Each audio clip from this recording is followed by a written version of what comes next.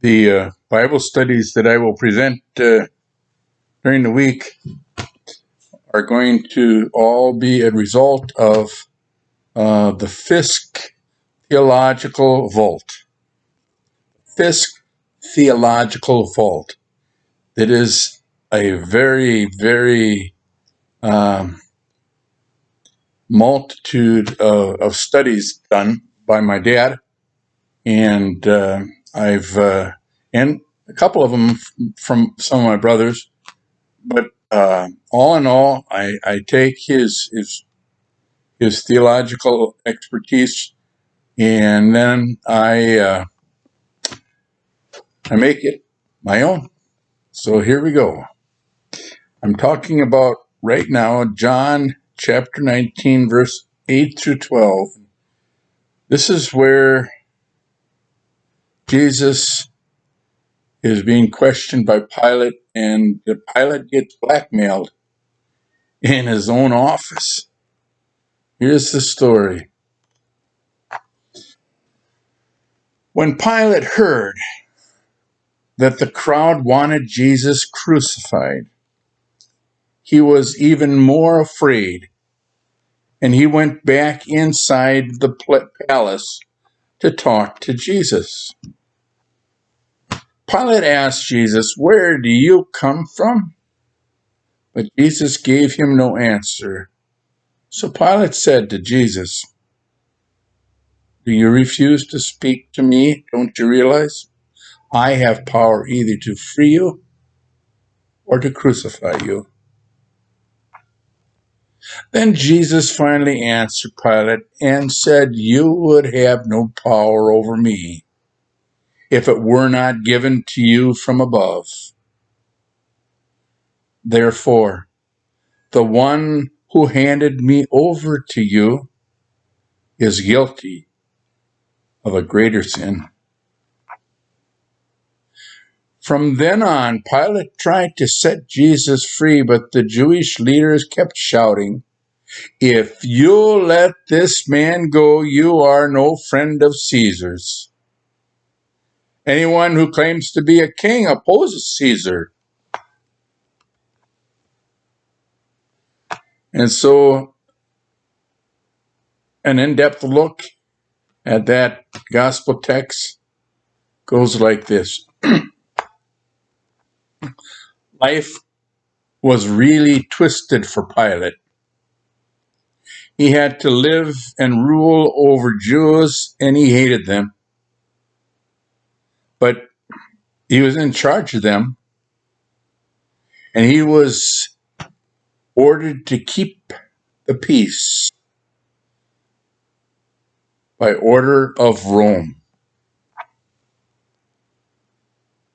And just before our gospel text, the temple authorities had scornfully said to Pilate, "We have a law, and according to that law, Jesus ought to die because he has claimed to be the Son of God." Now, when Pilate heard this, he was more afraid than ever. This frightened Pilate to no end because of what was being challenged to him. But why in the world would the governor who represented the all-powerful Emperor Tiberius become fearful over that charge against Jesus by the Jews? The Roman Senate, they had declared both Julius Caesar and Caesar Augustus to be gods. Prayers and sacrifices were made to them in recognition of being divine. If a man was declared to be a god, he was divine. If he was one whose origin was from the gods, He was a deity. Pilate may have become unnerved at the possibilities that he might be in the presence of a god. This would mean that Rome had many enemies in his territory. And that was the case. He would have to take care of them in swift order before he got out of hand. Pilate proceeded with the interrogation in his headquarters, the Praetorium. He says, Where are you from? But Jesus didn't answer. Pilate threatened him. Do you know that I have power to release you and the power to crucify you? He was the powerhouse. Well, Jesus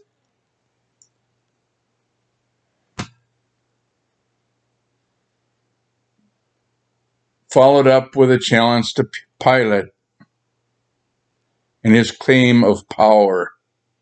And he said, You would have no power, no authority over me, Jesus said, unless it had been granted to you from above. Pilate was the ultimate authority in Judea,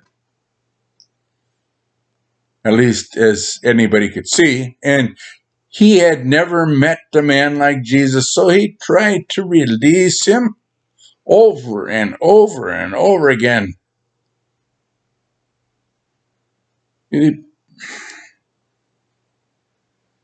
But there was a conflict going on because Pilate had a favored relationship to the emperor. He had been given the title Friend of Caesar. Friend of Caesar. But the Judean accusers, they cried out, If you release Jesus, you are no friend of the emperor. Everyone who claims to be a king is setting themselves up against the emperor.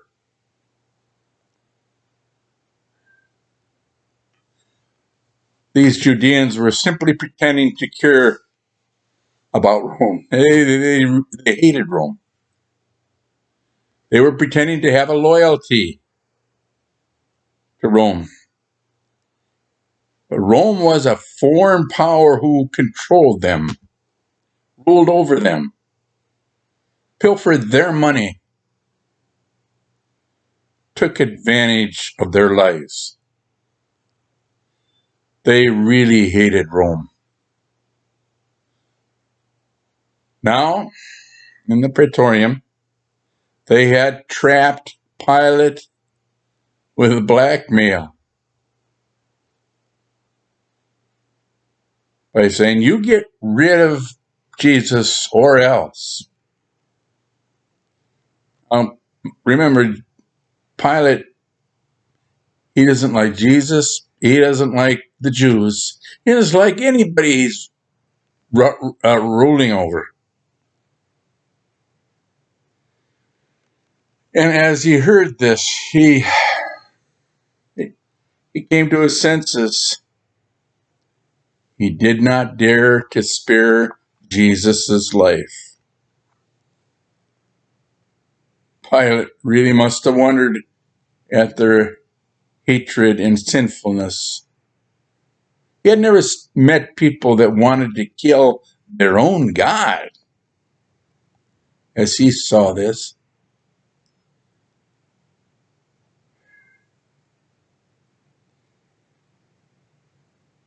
as much as they wanted to kill Jesus, it must have really confirmed his opinion of the Jews. There was a Roman historian, Tacitus, who wrote, "The Jews regard as profane all that we, the Romans, hold sacred. And on the other hand, they permit all that we abhor." Now, in and all that, I said earlier that the Jews were very unfaithful. Romans worshiped many gods. They had a tray full of gods. And even though the Jews were called to be faithful to just one God, who we all know as I Am, or Yahweh, they continually worshiped many other gods throughout their venture in the wilderness, in the promised land. And that one God that called the Jews to be faithful, Yahweh, the one we know as I Am, just happened to be the one and only God of Moses. The Sabbath was also an issue. The Romans charged the Jews with being lazy because they just rested on the Sabbath. Their cultures were so radically different between Rome and Judea. There was a popular contempt of Judeans, and Pilate shared that with great pleasure.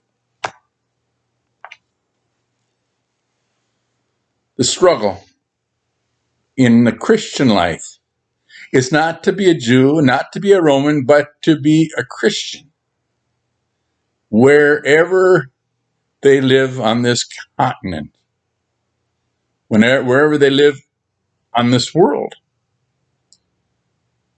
A Christian is called to follow the one and only I Am, Yahweh.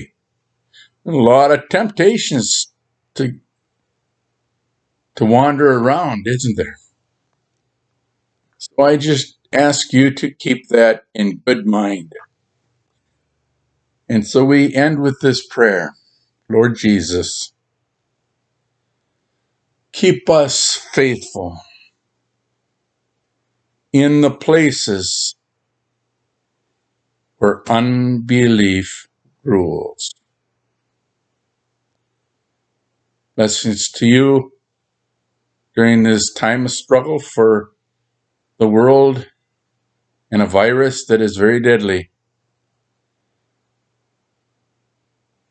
Keep praying and keep following Jesus.